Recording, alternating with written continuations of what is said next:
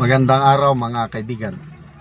Bigyan natin ng reaction, opinion ngayon itong post ng Batas PH.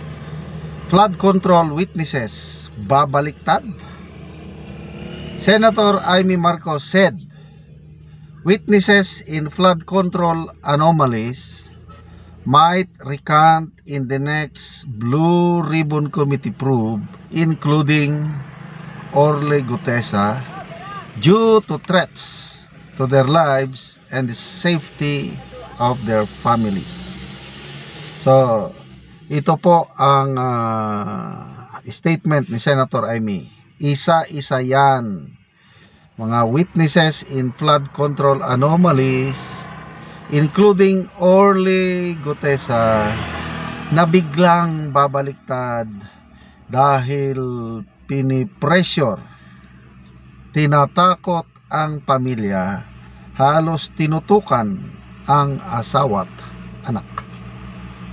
Okay, so nakakalungkot, nakakatakot naman ang balitang ito ni Senator Amy. I don't know sino yung sources niya, but I believe as a senator, may mga informants ang mga yan.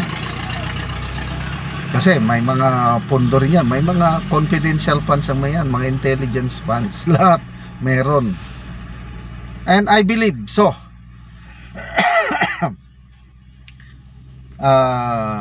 Considering the gravity of yung pahayag ni Gutesa, na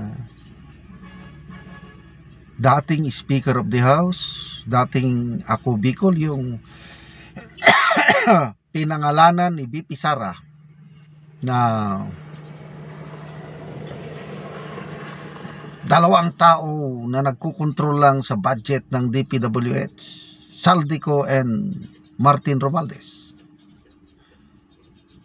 Last year ba ito nung sinabi niya, pinagtatawanan lang siya ng mga loyalista, mga campings. Ngayon, nagiging totoo na. Kaya tama lang yung ginawa ni BP Sara na nag-resign sa DPWH dahil gusto siyang kontrolin ng dalawang budget king na ito. Budget king and prince. So yun. To me, napakalaking pasabog yun. And kita mo ang ginawa nila. Bahala kayo kung sino nila. Talagang sinisira nila ang credibility ni Gutesa, una sa pamamagitan ng notary public. But to me, kahit hindi ako abogado, baliwala na yung notary public dahil nanumpa na siya sa Blue Ribbon Committee. Yun na yun. Yung notary public na sinasabing na forge, yes, posible, kasi nga ang pumipirma sa karamihang notary public ay yung sworn statement, mga secretary lang, hindi yung real na abogado.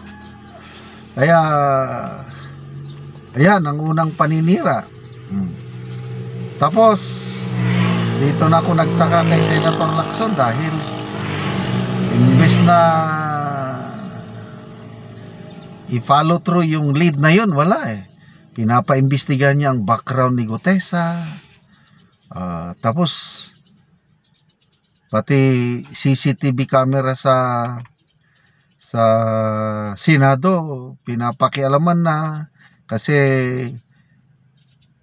tinitignan niya yung pagpasok ni Gutesa sa opisina ni Marcoleta. Kaya nagalit si Senator Marcoleta doon. Anong karapatan mo na tutukan nga lahat, titignan mo lahat ang bibisita sa akin? Kung ako gagawa din sa iyo yan. Kaya talagang galit si Senator Marcoleta dito sa ginagawa ni Lacson. Kaya tuloy, nawalan na ako ng tiwala kay Lacson sa ginagawa niyang ito. Balik tayo kay Gutesa. it's very possible na ang pamilya ngayon ni Gutesa is nalalagay ba sa alanganin? Sana hindi pa nahawakan ng mastermind. Kasi once na nahawakan ng mastermind yan, mapipilitan talaga si Master Sergeant Orly Gutesa na i-recant, babaliktad. Kaya kung ako ang nasa kalagayan niya, hindi ko pwedeng isakripisyo ang aking pamilya. Kung nahawakan na nga, sabi dito, tinutukan Pressure, halos tinutukan na ang asawa at anak. So huwag tayong mabigla mga ka-DDS. Pag bigla na lang lumabas ang balita na haharap si Gutesa sa Blue Ribbon at bumaliktad, huwag na tayong kagagawan na yan ng mga mastermind. But I believe on his sincerity, yung una niyang pagsalita, I believe ginawa niya yon out of his love for his country. Sabi niya, para sa kanyang mga anak hindi niya makonsensya na kasama siya sa kalokohan. Dahil nung una, hindi niya alam na yung madinadala nilang mga basura, galing na sa flood control anomaly, kaya voluntary siyang nagsalita.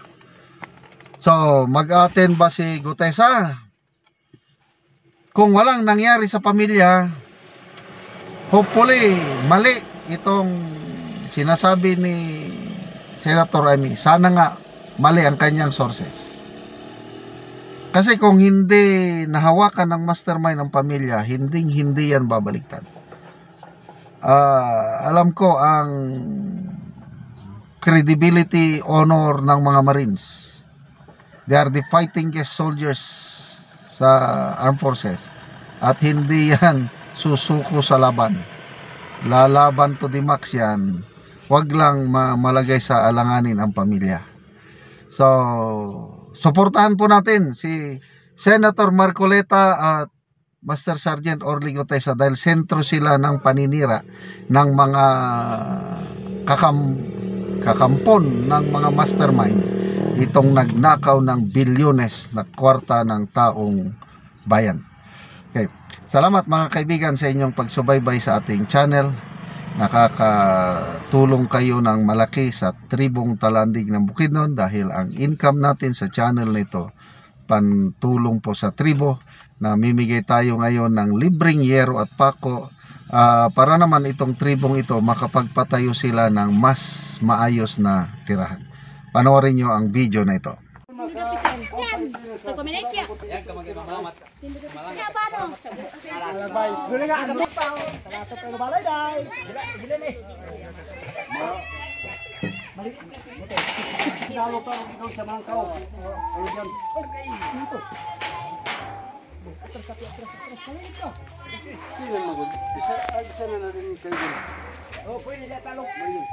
Pero mapag-ilisat amano ito sila. Di ba? Diyan ka gamay. Wala na ko. Bakit ka nagjuan ano ba?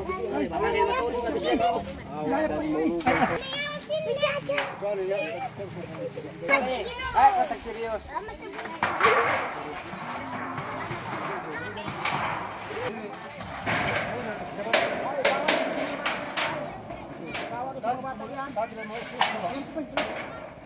Bet, yan na. Patuloy yung sirami.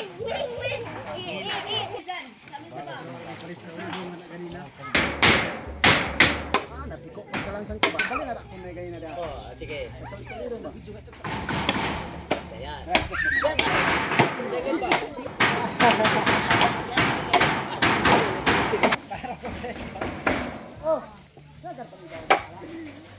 Og karon nindot na gid kayo ang ilang balay. So nakabalay na gid ka. Kawalan na gid ko. Nindot na gid kayo. Lahat ay pasalamat ko sa Ginoo nga Oh. nasa